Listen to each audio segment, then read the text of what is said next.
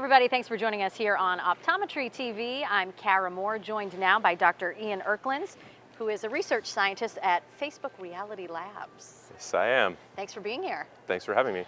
Okay, so first of all, tell us a little bit about how you got to Facebook Reality Labs. It's a little bit of an interesting story. I was practicing optometry full-time just north of Toronto for about 7 years. Wasn't convinced that I wanted to do that for the next 30 years of my life, and was looking for a little bit of a different challenge. And one day, front page in the newspaper was Facebook bought Oculus virtual reality.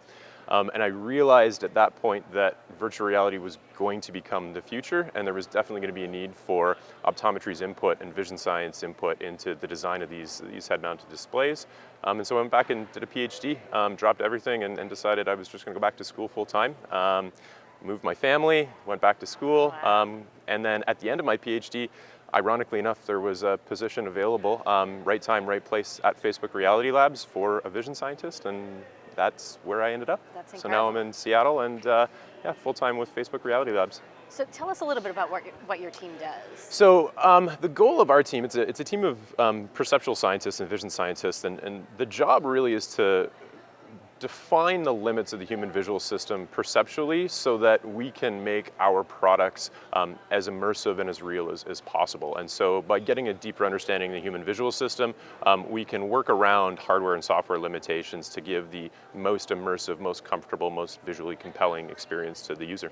So how's what you and your team are doing, how is that all affecting the optometry industry directly? Yeah, that's a really good question. I think even at Academy right now, you can see there's two applications, software applications that have been designed on our platforms that are actually really fantastic. So the first is some vision rehabilitation software for things like traumatic brain injury, for binocular vision disorders that's been developed on these platforms.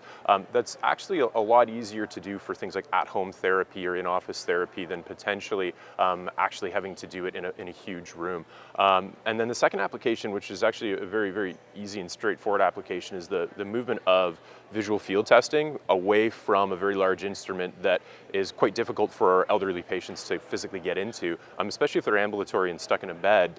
You can put this into a head-mounted display, they can be supine, they can be laid down, and you can actually get a lot more reliable data and potentially have home monitoring as well. So we don't build that software, but we build the platform that enables the designers to actually build these things. And I think that those are just two very, very basic examples of what VR can actually do for optometry in the future. And as the displays get better, the applications are just going to continue to grow, and it's really exciting. You think it's an exciting time in the industry? Yeah, absolutely. I mean, the convincing point of going back into to research to look at VR was the fact that there was a huge investment into these startups that really convinced me that, okay, there are a lot of problems and a lot of challenges that we're going to have to overcome to make these devices something that people want to use every day.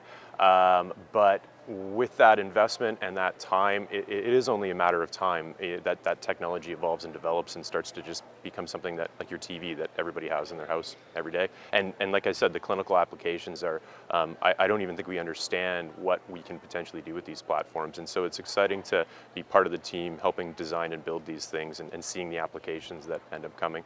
Yeah, and that may be here every day. Like Absolutely. You said. So, all right, Dr. Erklins, thanks for making time for us. Thank you. Appreciate it. And thanks for watching Optometry TV.